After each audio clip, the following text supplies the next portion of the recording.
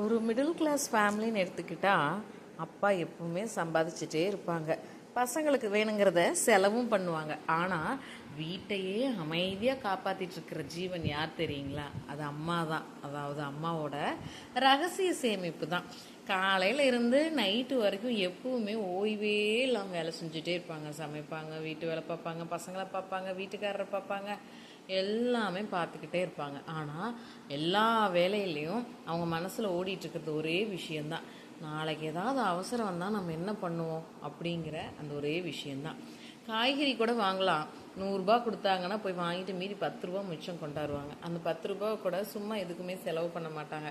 சில சமயம் அரிசி டப்பாக்கில், சில சமயம் பருப்பு டப்பாக்கில், இன்னும் சில சமயம் பழைய பர்சுக்குள்ளே, இல்லைன்னா பீரோ மூளையில், யாருக்குமே தெரியாமல் கொஞ்சம் கொஞ்சமாக அங்கங்கே ஒரு சேமிப்பு பண்ணிக்கிட்டே இருப்பாங்க. வீட்டில் இருக்கிறவங்களுக்கெல்லாம் அது சாதாரணமாக தெரியும். அம்மாவுக்கு இதே வேலையாக போச்சு. எப்போ மீதி சில்லற காயின் வந்தாலும் சேஞ்சு வந்தாலும் கொண்டு போய் துணி கடியில் வைக்கிறதும், பீரோவில் சொருகிறதும், டப்பாவில் போடுறது வேலையாக போச்சுன்னு சொல்லி சிரிப்பாங்க, கிண்டல் பண்ணுவாங்க. ஆனால் அந்த சேமிப்புக்கு பின்னாடி இருக்கிற பயம், அம்மாவுக்கு இருக்கிற பொறுப்பு, அம்மாவுக்கு நம்ம குடும்பத்து மேலே இருக்கிற அக்கறை அப்படிங்கிறது புரியாது. அது யாரும் புரிஞ்சுக்கவும் மாட்டாங்க. ஒரு நாள் திடீர்னு எப்போவாவது நம்ம வீட்டுக்கு ஒரு அவசர நிலை வரும். திடீர்னு ஸ்கூல் ஃபீஸ் கட்டுற லாஸ்ட் டேட்டுன்ட்டுருவாங்க, இல்லை தவிர்க்க முடியாத ஒரு ஹாஸ்பிட்டல் எக்ஸ்பென்சஸாக இருக்கலாம், இல்லை திடீர்னு விருந்தாளிங்க வந்து 2 நாள் தங்குறேன்பாங்க, அன்எக்ஸ்பெக்டடாக நமக்கு ஒரு செலவு வரும். அப்போ எல்லாருமே நம்ம டென்ஷன் ஆகி நின்றுட்டு என்ன பண்ணுறதுன்னு தெரியாமல் இருக்கும்போது அம்மா அமைதியாக உள்ளே போவாங்க. எங்கெங்கெல்லாம் ரகசியமாக சேமிப்பு இருக்கோ அதெல்லாம் எடுத்துகிட்டு வந்து கொடுப்பாங்க.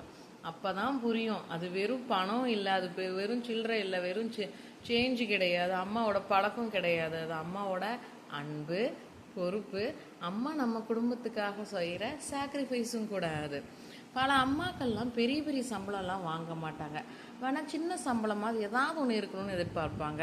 உதாரணத்துக்கு கூடை பின்னுறது, பூ கட்டி கொடுக்கறது, சேலையில் வந்து அந்த முடி போட்டு கொடுக்கறது, இல்லை ஏதாவது ஒன்று அவங்களுக்கு தெரிஞ்ச ஏதாவது ஒரு குட்டி குட்டி வருமானத்தையாவது கொண்டு வரணும்னு நினைப்பாங்க.